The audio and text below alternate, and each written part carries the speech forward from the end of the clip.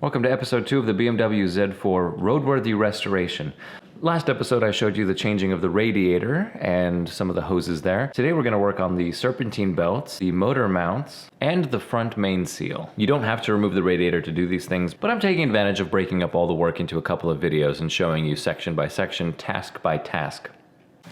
So we're going to wait to finish hooking up the radiator because we got to get that front main bolt off so that we can do the front main seal. Now that crank bolt is a 22 millimeter. Yeah, she big.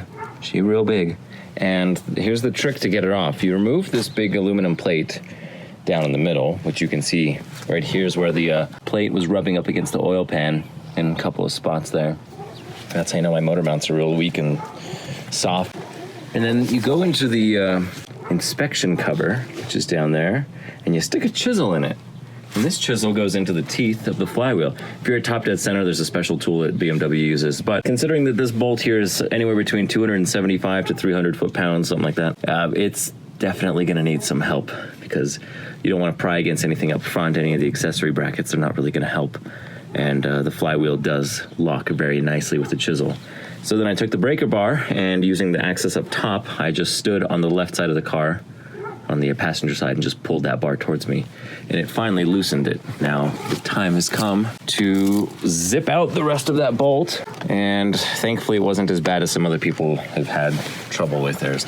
That's the nice thing about a desert car, is that things don't rust, things don't seize, they just dry out.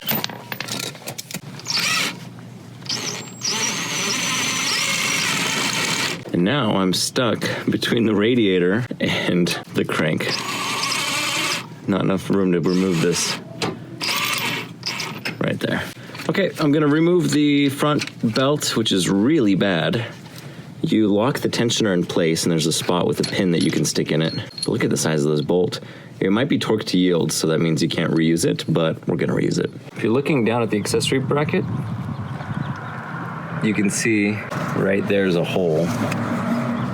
That hole is gonna line up with the hole that's right there. It's going to be real tough to see, but basically as you tension that on this nut right here, you're going to get those holes lined up and then just put a pick in it, and that pick will keep tension on those things. You can slip the belt off, put the new one on, etc., etc. I'll show you that now. Voila. Look how bad this belt is.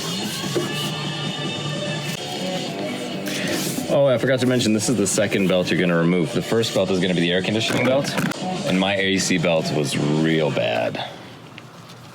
Look at that. Crankshaft, idler, water pump, tensioner, alternator, idler. You're welcome. Okay, it's already nice and loose. We're just gonna walk it off.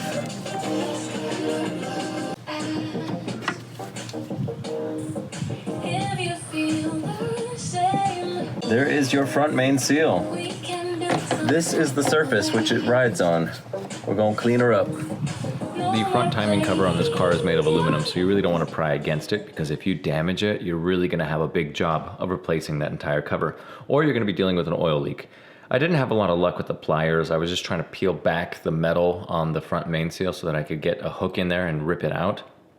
A lot of people will have luck in tight spaces with drilling into it with a screw and then pulling it out that way. My diagonal cutters were really the best ones for the task here. You snip away at it little by little, and then eventually you can twist and pry the whole thing out, and it will sort of come out with a pop.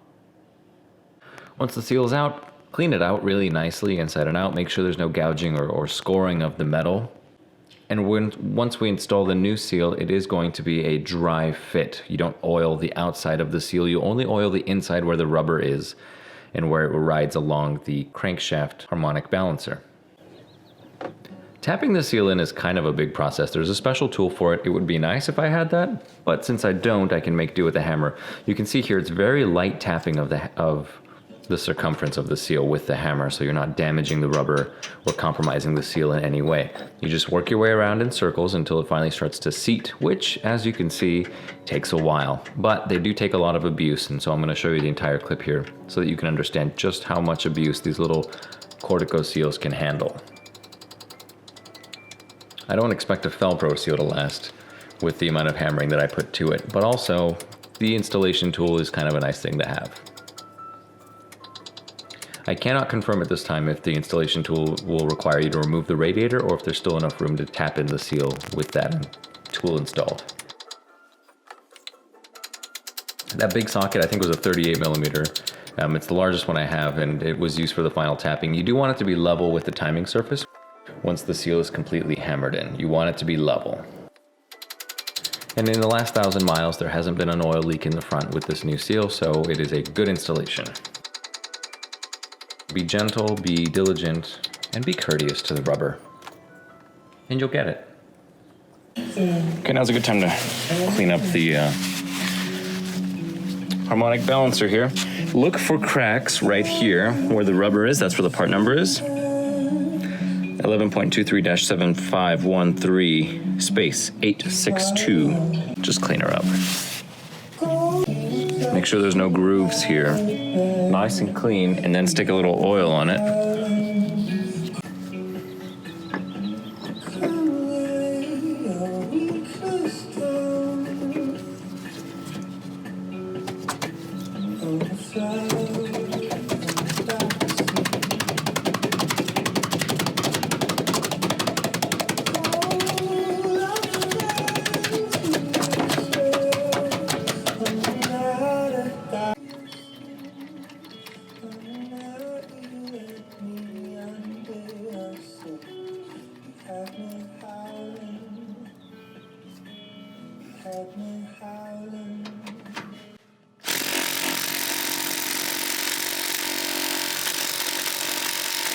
Time to stick the chisel back in. Okay, shout out to the real MVP mom for helping me with that. Now let's put on that serpentine belt. We'll start with the longer one, and then we'll go down to the air conditioning accessory belt. It's one thing I love about the E85s is that you've got so much room to drop things. 16 millimeter on the extension. Okay, our second belt there, which is going to go from crankshaft to the tensioner to the air conditioner. That's going to be real easy, and that's using a Torx 60 bit on the tensioner versus a 16 millimeter bolt.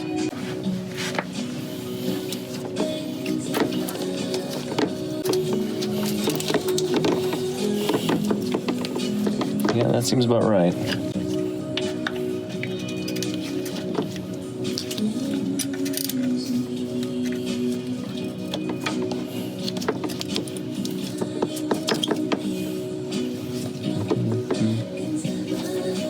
That. Okay, now the next thing to do, get this crank 2 rotations, make sure everything lines up too and everything's riding in the grooves. Because if something is out of alignment, you don't want to start the engine and have a belt fly off. It could cause a lot of problems if it gets tangled somewhere. Right, here's a little bit of the grease running out from the bottom of our front main seal where we had just lubed it up nicely.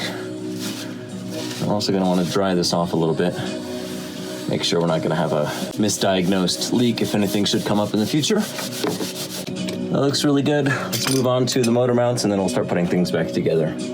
I asked Soren to come along so he could help me with the motor mount since it requires 2 people to get done a little faster, and he's also pulling out the dent a little bit here with the pliers from that damage on the front fender. I'll replace it later, but it's really the 80-20 rule where I can make this high mileage car look pretty good without spending a lot of money. But it's going to take a lot of money to make it look excellent again, whereas I would rather put that towards another car. Doing the motor mounts on this car really easy. Have one friend go underneath and one on top. Guide that long socket with the swivel end and zip out those nuts. Now we're going under for the motor mounts. Okay, there's the nice long bracket. There's the mount, and up here, go ahead and turn that extension, Soren. Yep, you can see how we got it in straight down from the exhaust manifold. So that's gonna come out now.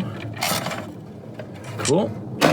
And the bottom bolt's already taken care of. You just get access through this hole in the control arm. And for the other side, we do the same thing. Long extension up top, get it from the bottom, jack up the engine here. It's real messy and I don't want to get oil on my tail. What I was having was a vibration right at 1400 RPM every gear. If that engine's there, it'll go and it'll just whine at me. I later discovered that the vibration is still there. It's now moved up to about 2300 RPM.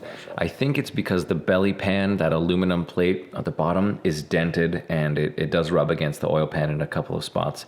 In the meantime, I just hammered it down a little bit so it stays out of the way of the oil pan, and that should be enough since its job is just to protect from road debris. That was a really great opportunity to see why these cars have such a wonderful turning radius, as I mentioned in one of my first videos about the 5 things I love about my Z4 last year.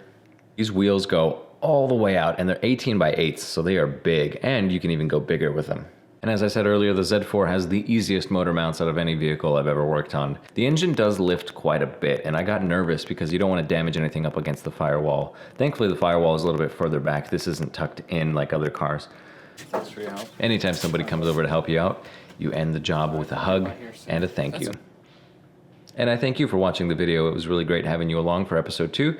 Stand by for episode 3, and these parts that just arrived I'm going to be installing tomorrow morning in sunny San Diego, so stay tuned and you'll see exactly what those are. Thanks for watching. Make sure to leave a thumbs up. That'll help me out a lot with the YouTube algorithm. And in the meantime, while we wait for episode 3, be sure to check out my other videos of the Volvos that I've worked on, as well as my other BMW content right now.